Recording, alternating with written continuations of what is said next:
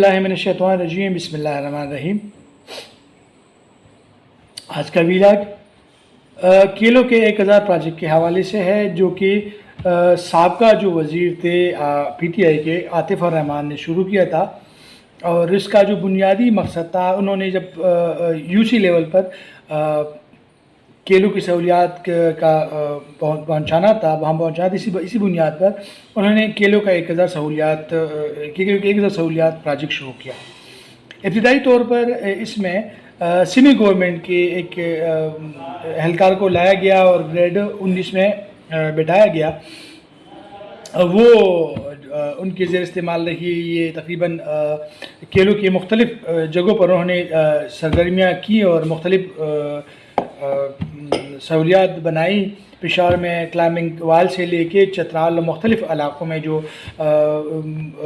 بنائی گئی تھی، وہ سہولیات انہوں نے بنا دی۔ بعض جگہوں پر جو سہولیات تھی وہ چترال میں یا ایون پشاور میں مختلف جگہوں جو سہولیات بنائی گئی تھی، ہاکی کے حوالے سے مختلف وہ غیر معیاری تھی، اور غیر معیاری ہونے کے حوالے سے شکایت بھی آئی تھی، اور اس بارے میں ہم نے رپورٹ بھی کیا تھا۔ عجیب بات یہ ہے کہ پی ٹی آئی کی گورنمنٹ تو چلی گئی، لیکن جو پروجیکٹ شروع کیا گیا تھا، جو منصوبہ شروع کیا تھا، اس کے لیے فنڈ موجودہ حکومت نے نہیں دے پا رہی ہے۔ ان کا یہ کہنا ہے کہ ہمارے پاس فنڈ نہیں ہے، لیکن پروجیکٹ ڈائریکٹر کو لایا گیا، اور پروجیکٹ ڈائریکٹر جو ہے وہ ڈپوٹیشن پر دوسرے ڈپارٹمنٹ سے لایا گیا، اور انہوں نے تحقیقات شروع کی، اور انہیں پروجیکٹ کے نام پہ لایا گیا، لیکن انہیں صوبائی جو تمام جو اے ڈی پی ہے، سالانہ ترقیاتی پروگرام، ان کے حوالے کیا گیا۔ فیول کے حوالے سے لے کے گاڑیوں کے حوالے سے لے کر جو تمام منصوبے تھے، وہ پروجیکٹ ڈائریکٹر کو حوالے کر دیے گئے۔ حالانکہ پروجیکٹ کے پاس پیسے نہیں تھے، لیکن پروجیکٹ ڈائریکٹر کو لایا گیا۔ اب یہ شکایت آ رہی ہے کہ جو پروجیکٹ اس سے پہلے جو کام ہوا ہے، کچھ غیر معیاری ہوا ہے، اسی باعث جو ہے اس میں تحقیقات شروع کی گئی، لیکن اس کی سمجھ نہیں آ رہی کہ جس چیز کے بارے میں جس پہ اعتراضات تھے اور جس پر سوالات اٹھائے گئے تھے کہ یہ جو کام ہوا ہے وہ غیر معیاری کیا گیا ہے۔ جن صاحب کے دور میں یہ پروجیکٹ غیر معیاری ہوا، انہی صاحب کے دور میں ایک اہلکاتی جی آئی اسپیشلسٹ تھے، ان کو لایا گیا تھا، اور وہ انہی منصوبے کی نگرانی کرتے تھے۔ تو جس منصوبے کو ناکامی کا کہا گیا، جس کے منصوبے غیر معیاری قرار دیے گئے، اسی کے جو پروجیکٹ ڈائریکٹر کے اسی کے اسسٹنٹ کو ابھی پورے صوبے کے تمام اے ڈی پیز کا جو ہے انچارج بنا دیا گیا ہے، ڈی ٹی اوز بنایا گیا، اور وہ ہر چیز کو دیکھ رہے ہیں۔ تو سوال یہ ہے کہ جن لوگوں نے پروجیکٹ جو کیلو کے 1000 سہولیات جو صوبائی اسپورٹ ڈائریکٹریٹ کا چھوٹا سا معمولی اور اس لحاظ سے معمولی پروجیکٹ تھا، اس کا بیڑا غرق کیا، تو اب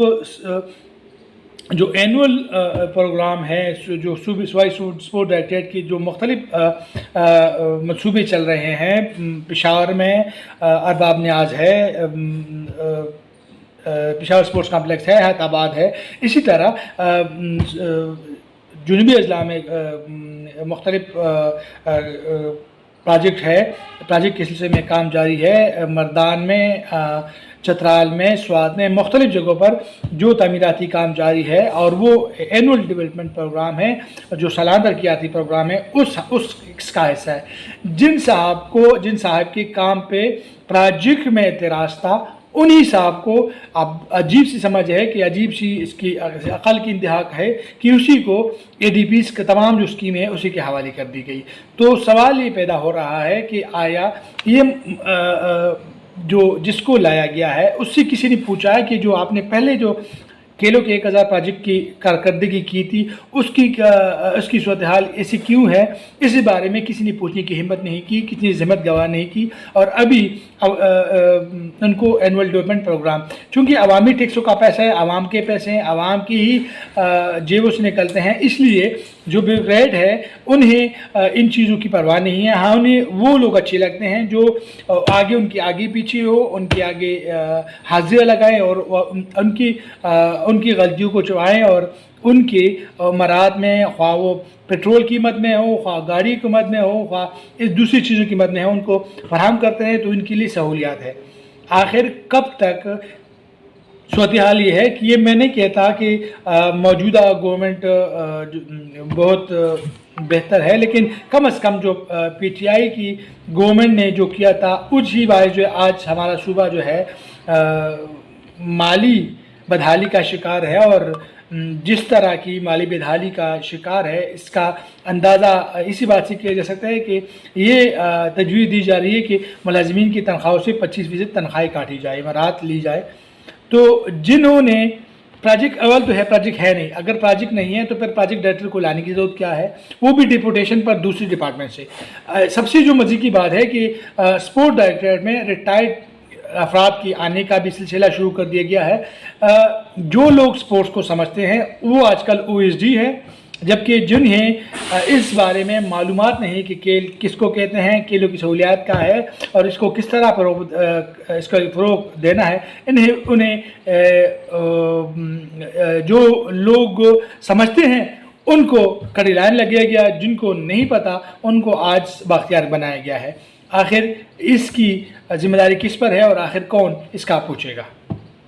شکریہ۔